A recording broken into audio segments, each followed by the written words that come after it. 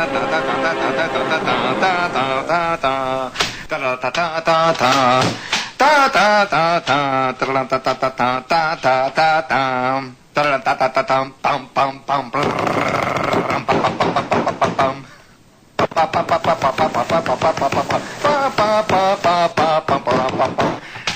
know that the ending to the overture of the 1812 overture by Peter Tchaikovsky goes on for at least 45 minutes. It has the longest single bass horn tuba sousaphone run in all of recorded music. It has. It goes.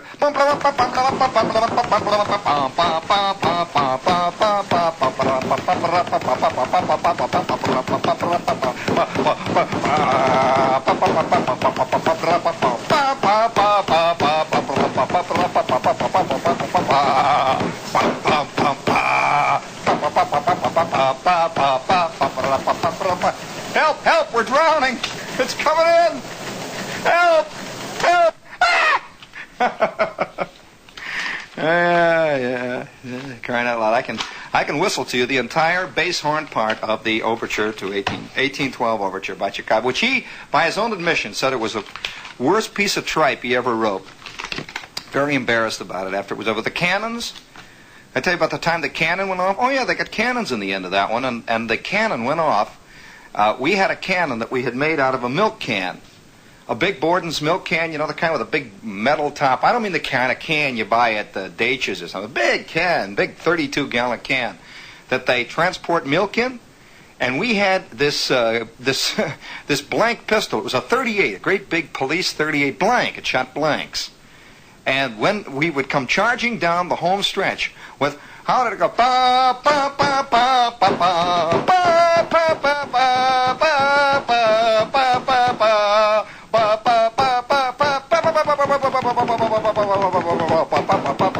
Well, all the while it's going, they're hitting big bells. You see, it's supposed to be Moscow celebrating the victory over the French, over Napoleon. Boing, boing, boing, boing, boing, boing, boing. They're hitting chimes, tremendous thing. And we had our cannon going in the back there. Of course, when they did it in the Chicago Stadium there, in the Chicago Soldiers Field, they had real cannons. Oh yeah, they had an entire artillery brigade, or whatever it is the artilleries call themselves, a battery, and they were shooting 105s. and the time that Dr. Frederick Stock was conducting the Chicago Philharmonic in epoch-making, wonderful, complete recording and a complete exposition of the overture to 1812 by Peter Tchaikovsky. Well, they came charging into the final home ground, and the Chicago 107th Hussars, or whatever that crowd of National Guard nuts was called, they were shooting their 105s out. Well, I don't know whether you've ever seen a blank 105 go off in a closed stadium, because boom, and that great big wad sails across the stands, goes whistling out and over the end zone and into the crowd. Boom! You'd see people boom, boom, bang, bang, bang, bang, bang, bang.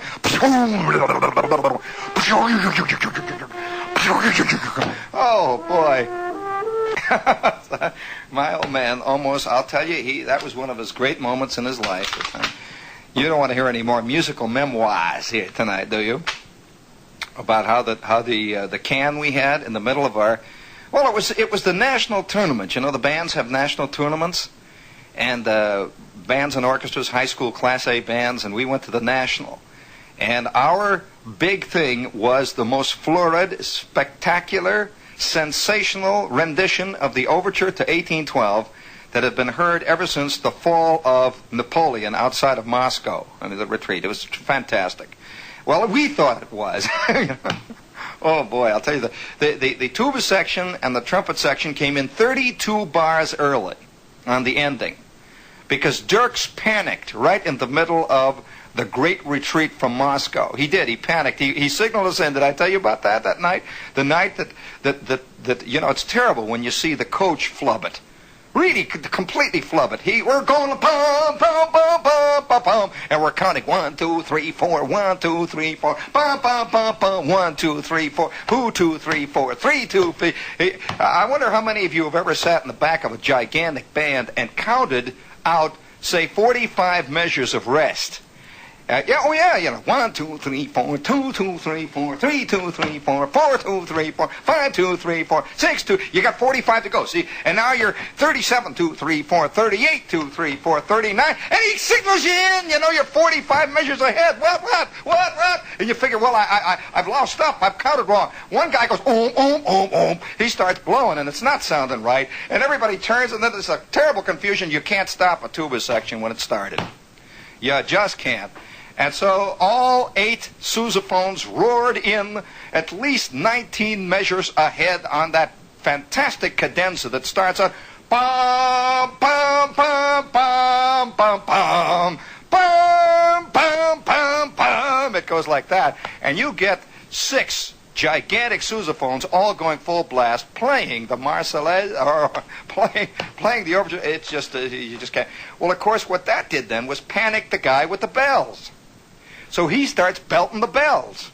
He figures he's been counting wrong. You know, he starts belting the bells. Boing, da doing, da doing, boing, boing, boing, boing. It goes boing, boing, boing. He's hitting them. And about halfway through the 10th measure that we had gone in early, Dirks realizes what's happened. The French horns have already, the French horns are caught right in the middle of their blat. And by this gigantic sound, so it's just all falling apart, And the guy with the cannon then panics and starts firing the cannon. Well, I can only tell you that it is like being in an air raid where total disaster has hit, and it's every man for himself. Guys were playing the St. Louis Blues. Other guys started out of sheer nervousness, started to play the high school song. Anything, you know, just keep anything going. And they're blowing. They don't know where they are. The whole thing, there's 117 guys charging around, and this guy in the back starts blowing. It's going like that. Well, he lets go. He had 2 38s, and he fired off the first 6. Boom! Boom! Pow! Pow! Well, at about the 8th shot, when he's going through his second clip, the thing blew up. Yes, it blew up. I'll never forget that. It went boom! Suddenly the top of the can flew off, and we could hear this muffled scream of pain. His gun blew up in his hand, you know, on top of everything else. And Dirks is up there. He looks like he's made out of cream of wheat. You know, he's up there, and he's got 17 arms like one of these Indian goddesses, and he's waving them all at once, trying to stop everybody or to try to get them back in or something. And the judges are out there just writing down, man. They are writing. Oh, nobody knows the troubles I've seen. Oh, nobody knows. Hold it there, gang. Speaking of troubles, I'll tell you, have you ever had the feeling, Walt, I know you have you ever had the feeling, Walt, that it's getting out of hand? Have you really? And you don't know quite what is getting out of hand? It's just getting out of hand, like there's this magazine Pageant. They've got an article next week entitled, very succinctly and right to the point, "Make your child a sensible drinker." Oh, boy, I caught that one going away. What a beautiful scene you can see now. It starts out like this, see? Here's Daddy now, standing back next to his bar, which is just on the other side of the television set. Daddy, who is a hip new father, who has just read the article, "Make your child a sensible drinker." He has removed from his little portable bar refrigerator a tray of ice cubes. He reaches into the little drink portable bar there, and he has pulled out a bottle of Gordon's gin, see? And now coming in from outside where he has been playing with his yo-yo and the little chick next door comes little Jimmy, age 5. Hey, Jimmy, come here. Come here, Jimmy. Come on, Jimmy. Come on over here to Daddy, Jimmy. Come on, Jimmy. Come on now. Come on. Daddy's not going to hurt you this time. Come on. Come on over to old Daddy here. You see, Jimmy? Now look, you've seen Daddy. You have seen Daddy, Jimmy. Now sit here for a minute, Dad. Now, Daddy wants to talk to you. Sit on Daddy's knee, Jimmy. Oh, little Jimmy. That's all right, Martha. I'm going to start now. Yeah, I think the kid's ready, yeah. Now, Jimmy, have you wondered about Saturday nights when Daddy falls down and hits his head on the pool table downstairs. Have you wondered about that, Jimmy? Have you wondered on those nights when Daddy sings and yells and hollers? Have you wondered? Now, I don't want you to have the wrong idea about what that is. Have you wondered on Sunday mornings, Jimmy, when you want to come in with Daddy and play with Daddy, how Daddy screams, "Get away, my head's killing me, kid!" Well, have you wondered about those things, Jimmy? Well, Jimmy, today I'm going to get you off on the right foot, Jimmy. Now, you see, Jimmy, this is what we call a martini shaker. See, this is a martini shaker. Now, say it after Daddy. See if you can understand. Martini. No, martini shaker. Very good, Jimmy. Now, this is a martini stirrer. This is you stir your martini with this. Now, see? Now, this is called gin. Gin. It looks like water. It looks like wah-wah, but it is gin. It's called gin. Now, a lot of kids don't mix a good martini, Jimmy, and I want you to learn how to mix a good martini.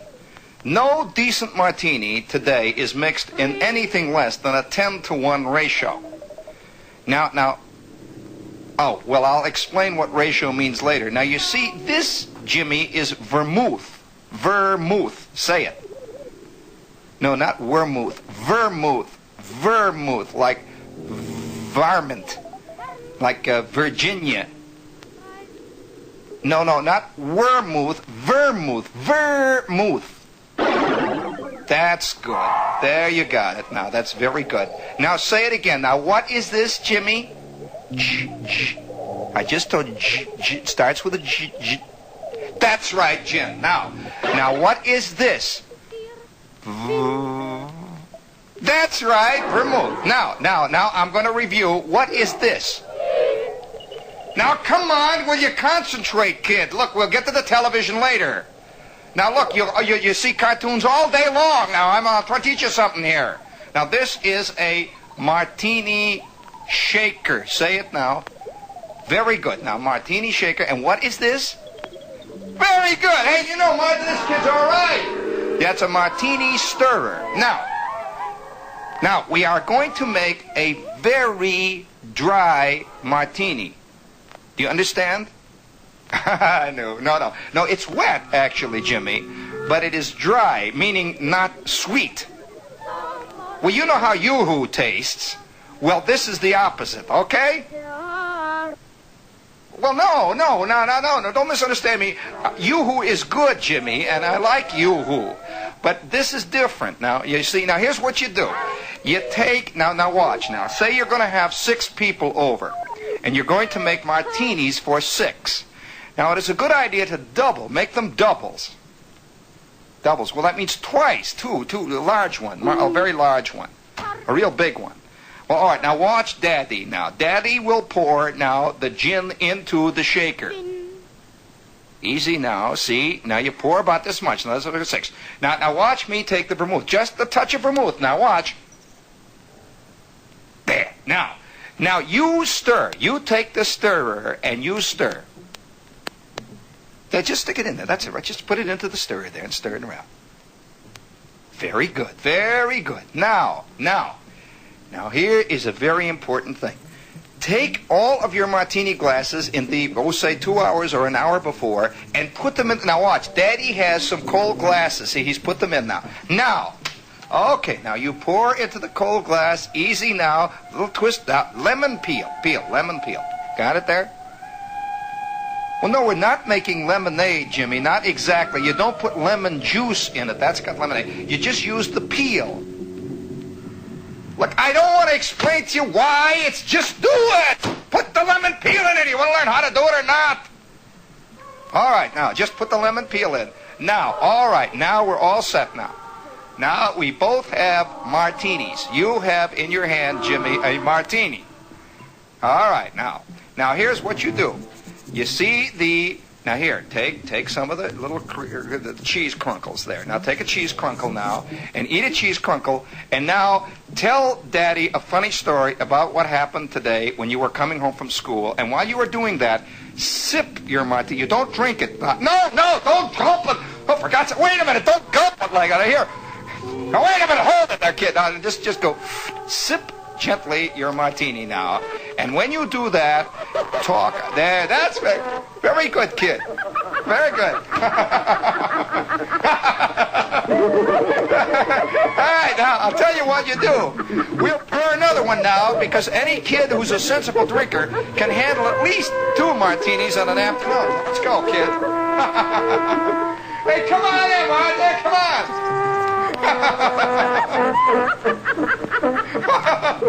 Why, you little bum, where'd you hear that story?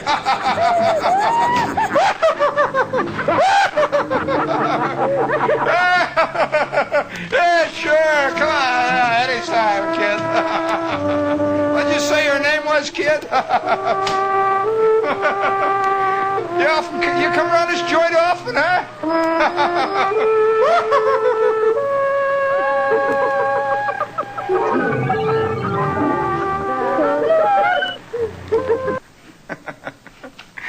Yes, make your kid a sensible drinker. Well, speaking of sensible, this is WOR AM and FMsville here in New York.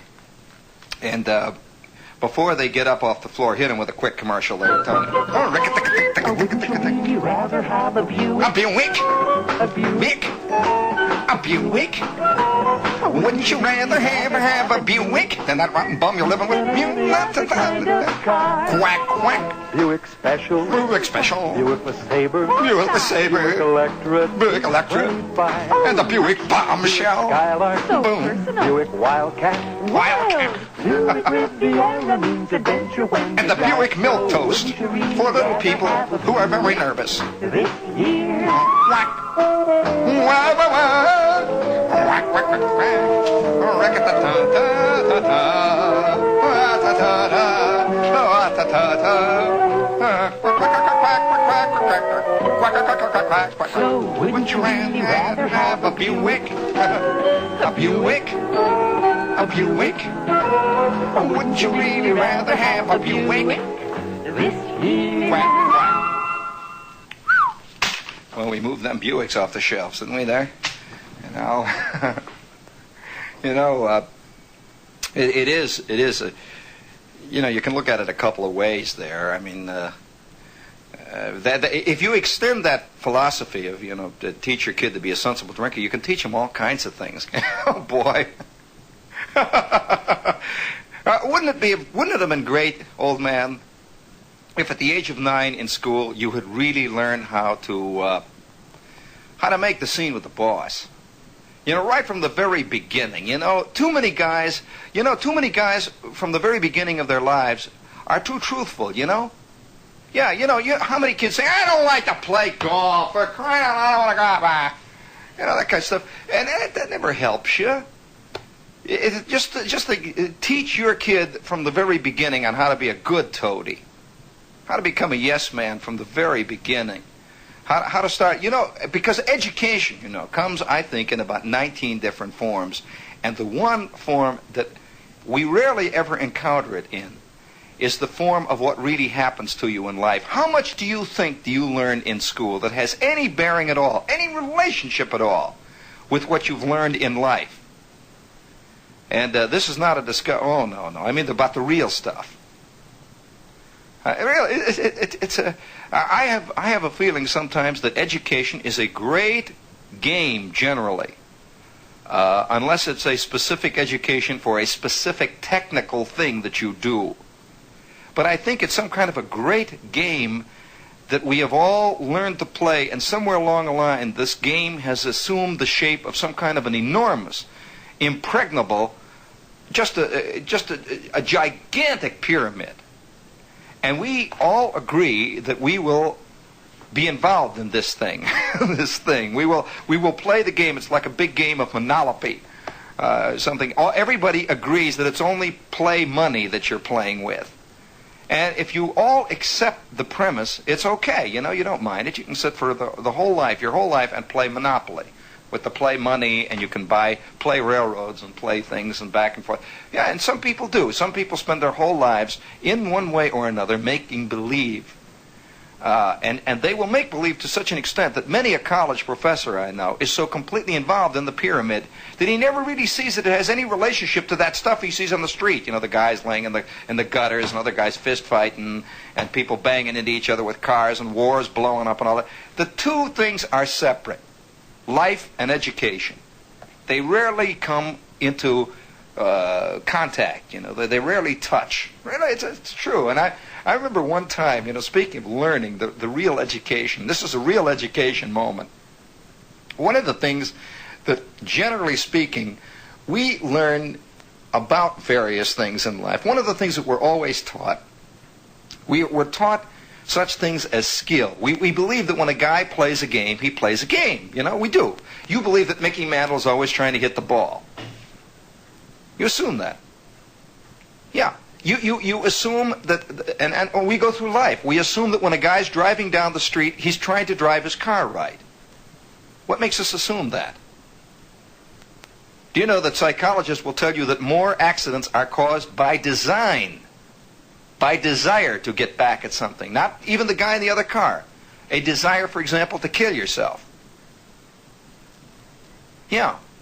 A desire somehow to make one big statement, and the next thing you know, the guy has gone off and hit the center line. He's bounced off the safety island. He's gone through 17 yards and finally knocks down the side of a house. And everyone says, well, he must have fallen asleep at the wheel or had a heart attack.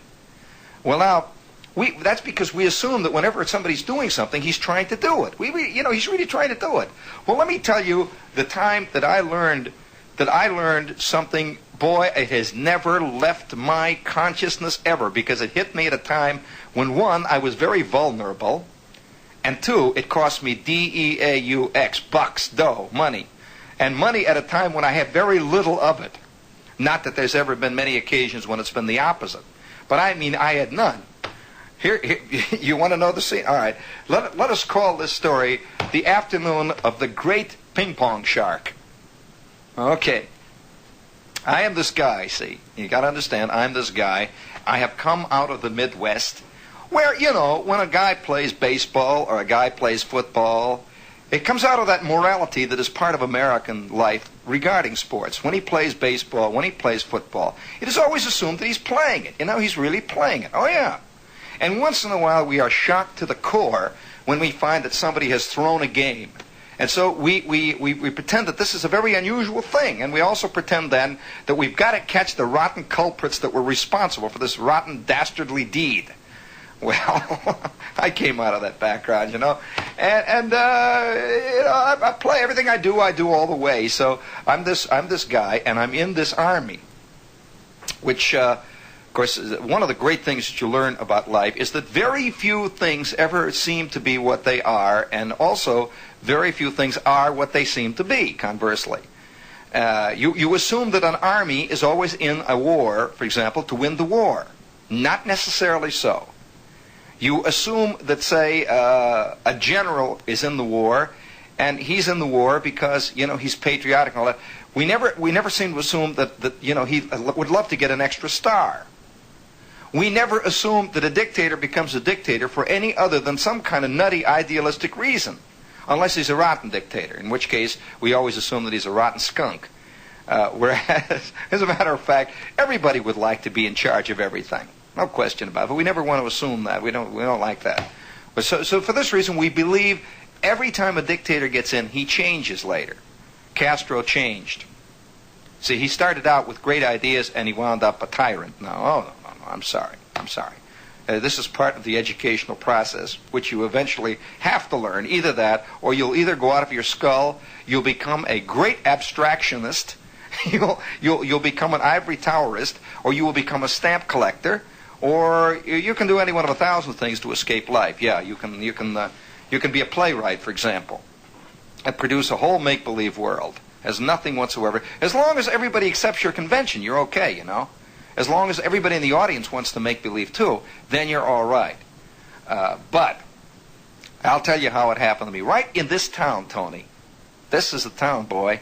For any of you guys outside, you know, you don't see it as clearly as you ever do here, boy, nor as sneakily. It's a great town. I can only recommend to those of you who think you know about it, come here for a while. You guys up in in Fat Clam, Vermont. You know, they say, oh, yeah, I get letters from guys in Allentown. They'll say, well, you don't know. Oh, Allentown is very, I'm sorry, fellas, in Allentown, or in any of the Allentowns all over the world, it is very hard to detect what's really going on because it hides better in Allentown. And you see, because with the numbers, with multiplicity comes a kind of nutty honesty. In short, when there are 14 million guys in one crowd, all those 14 million can really be as rotten as they want to be because they figure they can always melt into the crowd. You know, they kick you and belt you one and disappear into the crowd. Now, you don't see this so much in smaller towns, and it isn't because they're better in smaller towns. It's because the pressures are different. And I believe that as our world gets more and more populated and great, great hordes of people begin to cover the entire earth, you are going to see more and more how man really is, as opposed to when there are only 3 guys in a cave and they have to depend on each other to fend off the saber-toothed tigers. Very different when there are 14 million guys. Well, that's why I suggest you come here once in a while. So here's old Shep, see, fresh out of the Middle West, and I am now working my way slowly up the fantastic ladder of command. I am now a T5, which means that I can yell at occasional PFCs, if they're little. And, and you know, that kind of thing. So I've been struggling along, and I'm in the Army, and I'm assigned to this place that was in such a backwash, such an incredible. Well, actually, it was the Everglades. We were surrounded by nothing but bellowing crocodiles, and angry alligators and turtles. And once in a while, you'd hear the birds out there. There's some kind of a big bird that hides in the swamp. I don't know what kind of a bird this is. He has yellow eyes and jowls.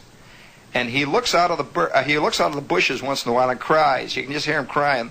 You know, he cries, and then you hear boop, and one of the alligators goes, and that's about the extent of the social life where we were. And so, oh yeah, guys would sit out in the bushes and talk to the birds by the hours. Really, they would. I mean, after you can't stand the first sergeant after the first 12 months of looking at that clown's face. You know, you wind up sitting out there. Honestly, you wind up sitting there and you hold long philosophical discussions with alligators. Really? Whoop! Oh, I don't know. Well, what I always say, a guy picks him up and he lays him down. He does the best he could, right? Whoop! That's what I figured. Well, it goes on and on. You hear guys out there talking away. So we had this shack. It was called the day room. What a joke. In that shack, it was always 4 in the morning. It was always 4 in the morning. It was dark, and it was filled with lizards, and it was filled with bugs and mosquitoes, and it had a Coke machine that heated the Cokes. The special Coke machine that would just spit out hot Coke, and they'd come bubbling and hissing out at you. And we never could get across to the CO that we didn't like hot Cokes. We didn't mind lukewarm ones, but the hot ones were bad. You know, they burn you. They're terrible. Have you ever tried to open hot Coke? It shoots all over the ceiling immediately, yeah. And it tastes awful. Well, the CO never could understand that. You see, he lived in a special place where COs live. You know, they have little refrigerators and air conditioning. Well, that was another scene. But there was our day room. Now, in the middle of the day room, there were 2 things. There was an upright piano, terrible upright piano, that had only about half of the strings were left. Because the bugs and everything, one thing, at 2 o'clock in the morning, you'd hear a string go out there. Yeah, they eat. They're termites eating the bridge. Off would go another one. And you'd hear one of there were about 3 piano players in the camp, and you'd hear them groaning. Oh, boy. There goes, yes, sir, that's my baby now. I'm done. There's only 2 of them. Well, it was that kind of a scene. Now, in the middle of the day room, we had this long green plywood table that had been supplied by some nice ladies of the USO or something. It was a terrible old battered table, and it was a ping-pong table. Got it? Ping-pong table. Now, we had ping-pong equipment, which consisted of a soggy net that sort of hung down and bent in the middle. And we had these old battered ping-pong paddles that had rubber on one side. It was all worn. You know, guys used them to strike matches on, hit each other with, and the whole thing. And they were all dirty, rotten paddles that were split on the ends, sort of fat and greasy and sweaty and everything. And one of them had just a little vestigial piece of sandpaper on the side, that kind of paddle. So we would play night and day, 24 hours a day, ping pong. That's all you do. And we had these balls that were soft. If you can imagine soft ping pong balls, they'd get hot and they'd melt and they'd had holes punctured. And every month we would get our shipment from the USO or from the Special Services. We'd get another 24 ping pong balls. Did you know that during the war, ping pong balls were even rarer than gasoline? You could not buy they were rationed strictly. Didn't you know that? Yeah, very much so. Most of the good ping pong balls are made in England. And the ones that they make here are roughly the equivalent of, they're like Christmas tree ornaments. They're awful. They bounce crooked and everything. So they break and everything. So I remember playing whole months with a ping pong ball just flat on one side. You plop, and it go plop, plop, plop. You're hitting no air in it. So we got so that we're playing ping pong 24 hours a day. Just playing ping pong like mad. And we all got to be fantastically good ping pong players. When there is nothing else around, you get to be very good at whatever it is. Knitting, crocheting, yelling, hitting, fist fighting, anything else, you get good at it. Well, now I am a left-handed ping pong player, you see, which added to my stature in the company. And within, I'd say, probably 9 months, I became the acknowledged, now I'm telling you the truth, the acknowledged Ping-Pong Shark, the best ping pong player in Company K. I was really great. I could lay him down, back and forth. So I'm playing ping pong Walt night and day, and I'm playing, batting them back. I took the first sergeant, the CO, everybody. And we would have these little ping pong championships every couple of weeks. And then they got so that they would handicap you. You would have to handicap guys like 5 points, 8 points, and then they'd play for a case of beer, and they'd play for this and that. Well, I became absolutely the top ping pong player in the company, and my buddy, Gasser, was the second best ping pong player in the company. Big, tall guy, and we were playing ping pong day and night. And you get so that you know that feeling of being so good at a sport that you play around with it, I would play him from behind the Coke machine, backhand. Then I would skid across the day room floor on my stomach, pick him up just as they hit. And then I'd run over the shoulder and all that stuff. Oh, just great, flick with the hands. Well, one day we got shipped. The best ping pong player in Company K and the second best ping pong player in Company K got shipped, along with all the other guys. And we arrived up here at Fort Monmouth. Very briefly, we're at Monmouth, and we have never been to New York. Most of us, at least I hadn't, and certainly Gasser hadn't, who was from California. And so the day came, and we're coming into New York, and this is about the third or fourth day we're in New York, and we've already made the scene, of eating at the automat, and, all the things that guys think about when you go to New York. Eating at the automat, we looked at the Empire State Building, and, we saw Times Square, and we went to see the Frank Sinatra show, the Hit Parade. We got the free tickets. We went to the Stage Door Cantina. By now, we are old, seasoned, grizzled makers of the scene in New York. And we're beginning to cast around for something to do. So we came to New York one day. Oh, boy, what a fateful day. We came to New York one fateful day, and I had just gotten paid. Well, now, getting paid in the Army is a monthly operation. Most places. Sometimes once in a while, an outfit will pay you a little sooner, but mostly it's a monthly deal. And you got to make it stretch. There's no question about it. And so on Wednesday, we had gotten paid, and I've got my dough in my pocket. I got about $50, something like that, which is a lot of dough when you're in the Army, And so I am paid now, and I'm playing it real close to the vest. You see, I'm not a great spender. I'm playing it real close to the vest. And I'm one of those guys, who eats sandwiches at the Stage Door Canteen. When I never bought a meal when I came to New York, ever. I don't think I bought a meal in the Army for I don't know how many years. You just don't. You sponge. You get so that you do that. You get free tickets to this. So I'm playing it right to the vest, and so is Gasser. We come to New York, and we go out and we get our free meal. We're fooling around. It is now Saturday night. Saturday night. And it's a great Saturday night. We're walking around, making the scene, and looking at all the things. We go into the Pepsi-Cola canteen, and we're talking to the chick there. That's where the Castro place is now on Times Square. And we're talking to the chick and behind the desk there, and she says, yeah, she's suggesting things for us to do. And finally, she says, well, what do you like to do? I mean, outside of the obvious that I can't help you with. And so Gasser says, well, ping pong, by God, ping pong. Where can we play some ping pong? We hadn't played, since we left down south. It's been about a week. So, and when you get to be a nut on ping pong, you got to play it all the time. It's worse than bowling. So he says ping pong. She says, oh, ping pong. Hey, Charlie. Well, Charlie comes over from behind the Pepsi-Cola thing, and she says, Charlie, what about ping pong? These guys want to play ping pong. He says, oh, ping pong, it is a great place up on Broadway. Right up on Broadway, up down there. Right up Broadway, a few blocks. And so he gave us the instruction where the ping pong place was. He made a telephone call to find out if they were still in business. And they said, yeah, it's a professional place where you come in and you play ping pong. You put down, what is it, a quarter a game or something like that. They give you the paddles and you play. And so old Gas and I arrived on that fateful moment. We came up the stairs. It was an upstairs place, I remember. Have you ever seen really beautiful ping pong layouts? Oh, boy. If you're a ping pong man, your hand begins to itch. They got these magnificent tables that are just green. They just stand there like jewels, you know. And they're lined, and those nets are tight and white. Oh, boy. And they have the lights that hang down like pool tables. You know, the light, beautiful light. And then that big area back and forth behind the tables, you know, where you can play. It's beautiful there. And they have the racks with the paddles, all different kinds, you know, the sandpaper and all kinds of paddles.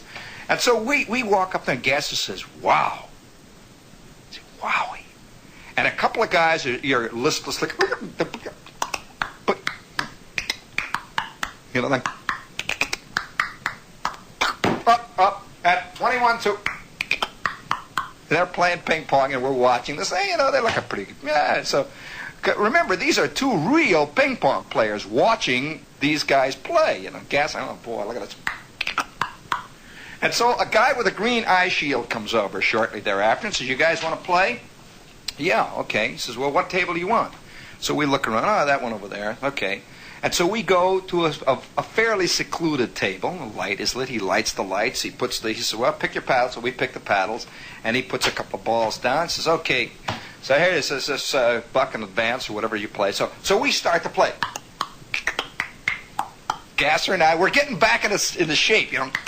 Oh, we never played on tables. Live tables, Walt? Oh, boy. You know, they bounce. They don't just slither across. They're playing great. Watch this, Gasser. Watch this, boy. Old Shep's got that old cut going again. Watch this now. All right, watch that corner, Gasser. I knew I'd get you. Caught you going away, Dad. Well, we're playing away there, you know, sweating it up. So we play about 3 games, maybe 4. We're really having a great time. This is the best time we've ever had on leave. You know, we're batting the ball back. When a guy, a little thin guy with dark hair comes over and proceeds to watch us. And then, without any preamble, after I had finished slaughtering Gasser, he says to me, he says, hey, you know, I never played a left-handed player. Never played a left-handed player. How would you like to play? Would you mind if I play a game with you? And I say, yeah. Let's go. You mind, Gas? And Gas says, no, boy, I'm pooped. No, whew. I'll sit down. Well, okay, let's go. All right, we'll ping for serve, Mac. So we're pinging for serve. I can see right away this guy's a patsy for a backhand. See, ping! Oh, all right, I serve. Okay, so I start playing. He is a sucker for a backhand. And so we proceed to play about 3 games, and he is saying, wow, man, where'd you learn to play? He said, man, what a backhand. Oh, wow, and he'd fall down. So he'd fall down trying to get my backhand. So by this time, I'm really playing it big. You know, you feel like 20 feet tall when you're really doing it. And so after about 3 games, he says, what do you say we put a couple of bucks on each game? For kicks, huh? Well, I mean, after all, you know. So, down goes my $2 on the seat. He puts $2. And now I'm playing like a fiend, you know. I murder him. Pow, there you go, boy, there you go. All right, come on, let's go. I'm playing like a nut, you know. I'm really going. Well, this continues for about 3 games. When he goes away from the table, he says, I got a phone call, just a minute. He comes back and he says, oh boy, he says, I got to go home. Whew, he says, I got to go. Man, you're the greatest ping pong player I ever played. He says, I'll tell you what, let's do. He says, I hate to chicken out like this. He says, you want all the dough. He says, what do you say we play everything in your pocket for everything in my pocket. Just one game. So I look over to old Gas, and Gas says, well, it's his dough, man. So I said, Gas, do you want to go in on it? And Gas says, sure, I'll back you up, Dad. Gas has got about 35 simoleons. I have now about 65 rocks, including what I've taken from this guy. So we lay it down on the side of the table. There it is, bud. So we got about $100 laying down there, our entire worldly goods. And so I say, all right, let's ping for serve.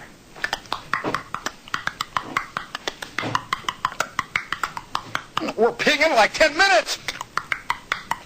And finally, ow, it bounces past me. I said, well, pretty lucky. All right, let's go. And he says, okay. And he stands back in the shadows. The first time he's ever done this. He has moved into the shadows. He goes,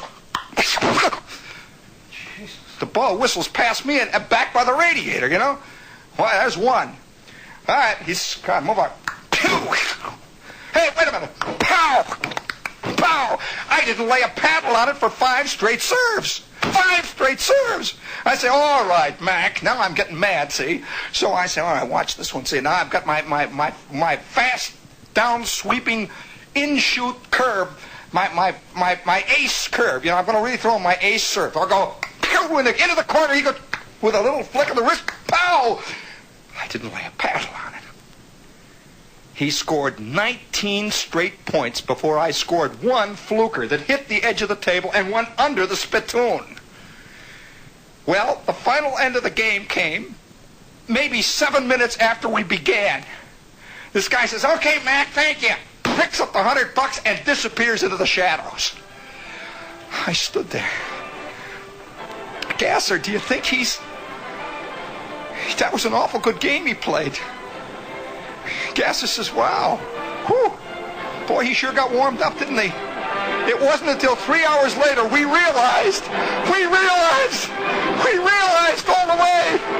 We hitchhiked all the way back to camp. This is WOR Radio, your station for news. Sunday night at 8 on Channel 9, a runaway missile throws New York City into complete panic in The Lost Missile, a television premiere, followed by the Colditz story. It's your Sunday night double feature on WOR TV, Channel 9. In a moment, the Long John Neville Show.